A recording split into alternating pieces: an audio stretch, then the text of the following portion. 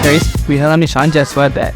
मैं दिव्या में सीमे पाउडर से कोर्स कर रहा हूँ विथ मैथ्स। यहाँ की फैकल्टी बहुत अच्छी है और टीचर्स तो बहुत है। जैसे हम लोग की लॉ इकोनॉमिक्स के टीचर दिव्या मैम, वो जैसे हम लोग पैसे डिपेंड करते थे वैसा नहीं है, अच्छे से एक्टिंग कराते परफेक्ट से पढ़ाती है, जिसमें मन न करता है और समझ में नहीं आता। और अकाउंट्स का इन लोग का अम्बूसन लेते हैं जो एकदम शॉर्ट फॉर्म में समझाते इन्हीं समझाते हैं। और मैथ्स में मतलब संजीव सर है जो उन लोग को एकदम शॉर्ट टर्म में वैसे दो लोग गाँव के प्रकृति बचपन में या शॉर्टिंग करे तो आराम से मैथ्स पढ़े से नीचे करता है। Thank you.